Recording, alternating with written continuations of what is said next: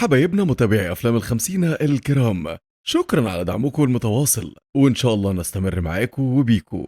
وأهلا وسهلا بيكم في فيلم جديد. لايك شير سبسكرايب ويلا بينا علشان ندخل في ملخص الفيلم الجامد ده.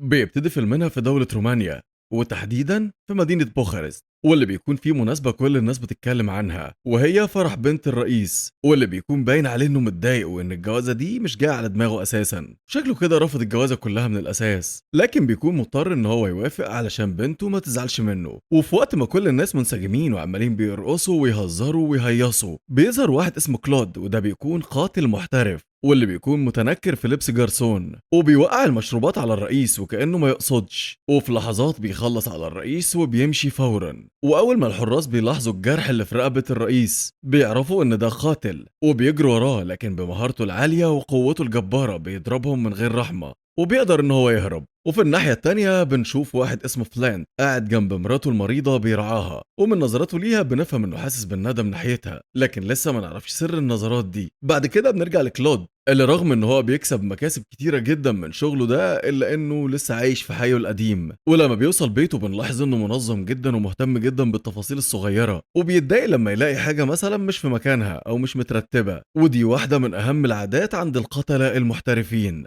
ودي علشان يقدروا يميزوا المكان في حد غريب أو لأ، أو حد دخل المكان غيرهم. وبنعرف بقى وقتها إن كلود عنده بيت سري تاني ورا الحوض، واللي بيكون فيه أوضة خاصة بالأسلحة وكل الحاجات اللي بيحب يستخدمها في شغله، وكمان فيه كل الحاجات اللي بيحب يعملها كشخص عادي زي تربية السلاحف مثلا. وفي الناحية التانية بنشوف 3 أشخاص من الشرطة الفاسدة بيتكلموا عن فلينت وبيكونوا عايزين يتخلصوا منه بأي طريقة. وهنا بنعرف إن فلينت قاتل مأجور وشرس لأبعد الحدود، واللي بيكونوا خايفين منه جدا علشان كان شغال معاهم وغدروا بيه في اخر عمليه، وسلموه لواحد من اشرس المجرمين اسمه بولو، واللي بيكونوا كمان مضطرين يدوروا عليه في كل مكان لانه كمان غدر بيهم وهرب، ومعاه الفلوس بتاعه العمليه واللي بتقدر بثروه هائله جدا. بس في نفس الوقت بنلاقي الكبير بتاعهم واللي هو اعلى رتبه فيهم، وده بيكون خايف ان حد يعرف انهم فاسدين علشان خايف على مركزه. وبيقول الاتنين اللي معاه اللي هما جود والمساعد بتاعه انهم لو ما تصرفوش وتخلصوا من فلانت هيدخلهم السجن بنفسه. فبيضطر جود ساعتها ان هو يخرج بولو من السجن مقابل ان هو يساعدهم. وبعدها بنروح لجبال اوكرانيا، وده المكان اللي فلانت مستخبي فيه واللي محدش يعرف مكانه، وبتجيله ساعتها جارته الممرضه اللي بتساعده في رعايه مراته، فبيديها فلانت مرتبها وبيشكرها. وقتها الممرضه بتقول له انها كانت في المدينه وعرفت ان في شخص غريب كان بيدور عليه، فبيشكرها فلانت للمره الثانيه، وبيروح فورا يستخبى في عربيه الشخص ده لحد ما بيركب،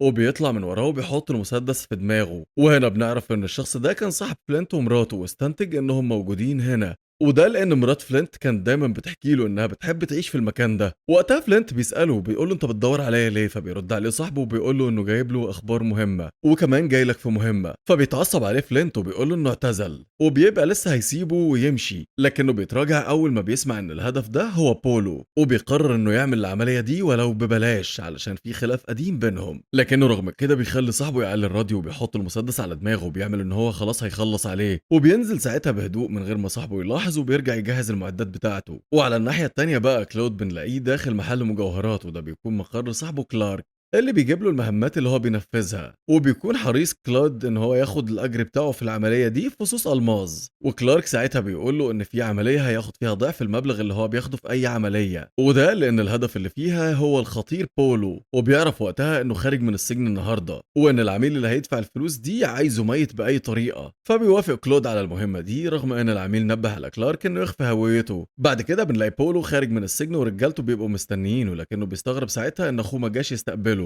بس بيتصدم وقتها لما يعرف ان اخوه اتبلغ عنه واتقبض عليه. فبيقرر بولو يصبر لحد ما يلاقي طريقه يخرجوا بيها من القضيه. بعدها بنعرف بقى ان سر العداوه اللي بين فلينت وبولو هو ان بولو هجم عليه هو ورجالته بعد ما استولى فلينت على المنظمه بتاعته وسرق منه ملايين. وفي الوقت ده بولو خلى رجالته يكتفوه واعتدوا على مراته بالضرب قدام عينيه، وكان فلينت ساعتها عاجز وبيترجاه انه يسيبها، لكن بولو استمر في ضربها من غير رحمه. ومن وقتها مرات فلينت جات لها صدمه خلتها لا بتتحرك ولا بتتكلم نهائي. ولما بنروح لكلود بنلاقيه راجع البيت، وبيلاقي واحد جديد أجر البيت اللي جنبه لواحدة من اللي بيشغلهم، وبيوقف كلود ساعتها علشان يعرض عليه إنه هيشتري منه البيت، لكن كلود بيرفض وبيسيبه وبيدخل البيت. بس وهو بيفتح الباب بيلاحظ إن البنت اللي تبع الراجل ده واللي بيكون اسمها ماري مركزة معاه وشكلها كده أعجبت بيه من النظرة الأولى، لكنه واخد قرار يبعد عن السكة دي خالص وبيدخل يحط الألماس بتاعه في الخزنة السرية بتاعته وبيقعد يعزف شوية على الجيتار. بالليل بقى فلينت بيفضل يحلم باليوم اللي بولو افترى عليه فيه، وبيقوم ساعتها واخد قرار إن هو هينتقم منه،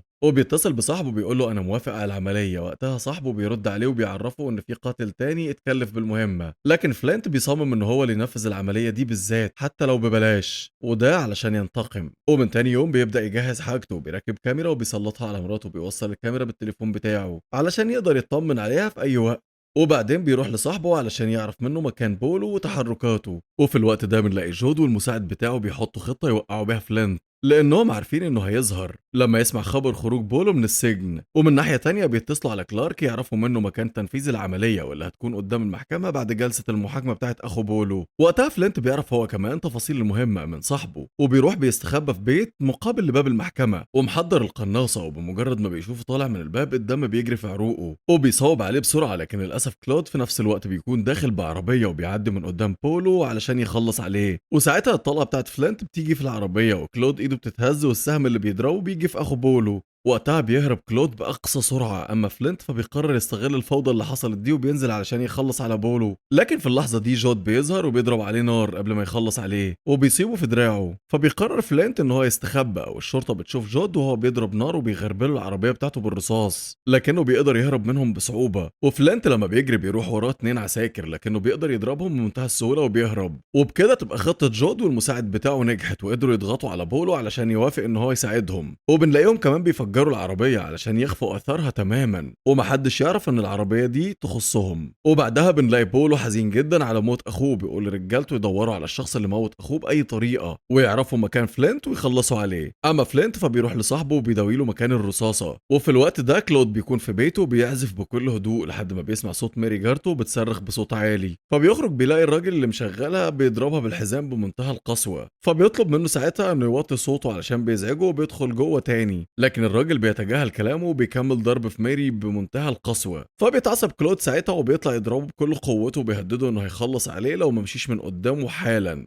والراجل بيخاف وبيمشي فورا. بعدها كلود بيقوم البنت وبيقول لها تدخل شقتها تداوي اثار الضرب اللي هي ضربته ده، لكن البنت لما بتقوم علشان تفتح الباب بتلاقيه اتقفل من جوه، بتطلب منه يقعدها عنده لحد الصبح علشان خايفه الراجل ده يرجع تاني. فبتصعب عليه ساعتها وهو حنين اساسا وبيوافق ان هو يدخلها عنده في البيت. وفي نفس الوقت كلارك بيكلمه علشان يعرف مكان بولو، فبيلبس كلود هدومه وبيروح علشان يخلص مهمته، لكنه بيحذر ميري قبل ما ينزل ان هي تلمس اي حاجه في المكان. في نفس الوقت بيعرف فلينت المكان هو كمان وبيروح يهجم على الحراس وبيقضي عليهم بكل قوته، وبيدخل يستخبى ورا الباب بيلاقي واحد جاي عليه فبيستناه لحد ما بيخرج وبيطير وبيضربه بالرجل في صدره وبيضربه بوكس قوي في وشه بيمينه. بعد كده بيطلع فلينت مسدسه وبيدخل يتسحب لانه بيحس بواحد بيتحرك، وفجاه بنعرف ان الشخص ده يبقى كلود، وبتدور بينهم معركه شرسه جدا على ضربه من هنا على ضربه من هناك. ولما بيلاقوا انهم هيموتوا بعض من غير فايده بيقفوا الاتنين قدام بعض يتكلموا لحد ما بيوصلوا لاتفاق يرضي الطرفين، وبيقرروا ساعتها يتعاونوا ويخلصوا على بولو هما الاتنين، وفلينت ينتقم لمراته وكلود ياخد المكافأة كلها. وعلشان فلينت فضل فترة طويلة في مناوشات مع بولو فبيبقى فاهم ازاي يوصل لتحركاته. وفي الوقت ده بياخد كلود وبيروح لصانع الأسلحة اللي شغال مع بولو لأنه بيكون عارف انه بيمول بولو بالأسلحة في أي مكان بيروحوا. المهم انهم لما بيروحوا لصانع الأسلحة بيتصدم لما بيشوف فلينت، وفلينت ساعتها بيستخدم رشاش من اللي عاملهم الراجل وبيصوب في اي مكان من خلال ليزر كده، وبيفضل فلينت يخوفه لحد ما الراجل بيقرر يقول له مكان بولو بس بيترجاه ما يموتوش. وفلينت بيوعده انه هيسيبه بس مجرد ما يعرف مكان بولو. وكلود بيظهر وبيخلص على صانع الاسلحه. بعد كده بيتفرقوا الاثنين علشان يجهزوا نفسهم لمواجهه بولو، واللي بيكون ساعتها قاعد في فندق بيقلب في صوره مع اخوه وبيبقى حزين عليه جدا. وفجاه بيدخل عليه المساعد بتاعه جايب له معاه صوره كلود وبيعرفه ان هو اللي موت اخوه، وبولو بيأمره بيقرروا ساعتها انه يوزع الصورة دي على كل اللي شغالين معاهم ويخلصوا عليه لما يوصلوا له. كلود بقى بيرجع البيت بيلاقي ميري مختفية، وبيتصدم لما بيلاقيها دخلت البيت السري بتاعه، بس بيلاقيها نايمة في السرير وتقريبا هي مش ناوية على اي غدر اطلاقا. بس هو بيصحيها يزعق لها علشان ما سمعتش كلامه، لكنها بتقوله ان الباب كان مفتوح وهي شافت طبق فاكهة محطوط ودخلت بس علشان تاكل منه، وده لانها كانت جعانة جدا. فبيتجاهل كلود كل كلامها ده وبيقومها علشان تمشي، بس قبل ما تخرج بتروح عند السلحفة بتاعته وبتفضل تلعب معاها شوية وبتطلعها من الصدفة بتاعتها. فبيستغرب كلود هي عملت كده ازاي، خصوصا ان كل ما يقرب لها بتخاف منه وبتستخبى. فبتمسك ايده ميري ساعتها وبتخليه حاسس على السلحفة علشان يطمن من ناحيته. وقتها بيحس احساس غريب عمره ما حس بيه قبل كده، وقرر يخلي ميري تستنى عنده لحد ما يداوي الجرح اللي في ظهرها، لكنه بعدها بيستغرب جدا انها نامت وهو بيداوي مكان الجرح. وهنا كلود بيحس احساس جديد، احساس الامان، وده احساس عمره ما حس بيه من بعد موت اهله.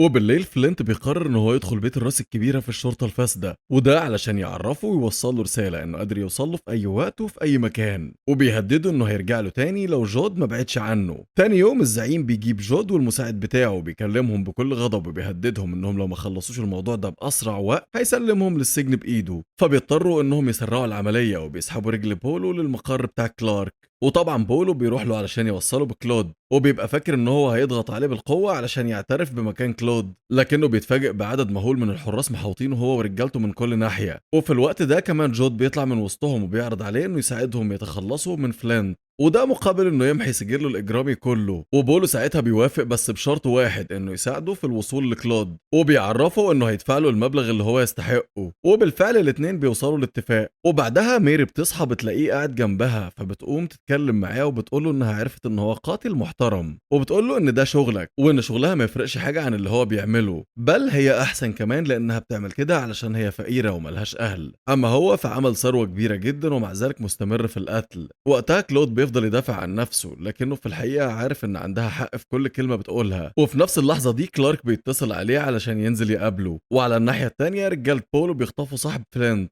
وده علشان يعرفوا مكانه، لكنه بيطلع راجل وبيرفض يقول لهم اي حاجه. فبيغضب بولو وبيمسك موس وبيفضل يعذبه بمنتهى الوحشيه. اما كلود فبينزل يلاقي كلارك مستنيه في العربيه، ولما بيركب معاه بيعرف انه جاي له مخصوص علشان يلغي مهمه قتل بولو، وده لان بولو دفع لهم كتير بس مقابل انه يساعده ويجيب له فلينت لحد عنده. وقتها كلود بيقول لكلارك ان فلينت مش سهل، ولو هرب منهم هيحط نفسه في مشكله معاه، بس كلارك بيقنعه في النهايه ان فلينت كارت خسران ويتخلصوا منه في اي وقت. وبالفعل بيقتنع كلود بكلامه ده وبيوافق فورا اول ما بياخد نص كميه الالماس بتاعته، وبيروح بعدها على طول يبلغ فلينت على المكان اللي بولو هيبقى موجود فيه، وبيعرفوا انهم لازم يخلصوا منه ويهربوا بسرعه. وبعدين بيرجع تاني للبيت وبيقعد مع ميري شويه، وبيلاحظ انه خلاص وقع في حبها لانها صحت جواه حاجات كتير ماتت. وعلى الناحيه التانيه بقى جار كلود بيروح لبولو وبيعرفه ان كلود بيبقى جاره وانه مستعد يوصلهم ليه. وتاني يوم ميري بتودع كلود قبل ما يمشي، وبيروح هو فلينت المبنى اللي بولو هيبقى موجود فيه، وبيطلع فلينت الدور التاني علشان يراقب الباب، وكلود بيفضل تحت علشان يتدخل لو حصل فوضى. وبمجرد ما بيدخل بولو من الباب فلينت بيجري الدم في عروقه وبيغضب وبيصوب عليه، لكن قبل ما يضرب الرصاصه رجاله بولو ومعاهم جود بيهجموا عليه وبيوقعوه في الارض وبيكتفوه. وقتها بيغضب فلينت جدا من كلود وبيفضل يبص له بكل غضب لانه مش مصدق انه ازاي غدر بيه كده. بعدها كلود بيرجع لكلارك علشان ياخد باقي فلوسه، وبيتفق معاه ان هو خلاص كده هيعتزل. لكن قبل ما يمشي من عنده بولو بيتصل عليه وبيعرفه انه قاعد عنده في البيت مع ميري، وبيقول له تختار تجي لي اخلص عليك هنا ولا اخلص على ميري؟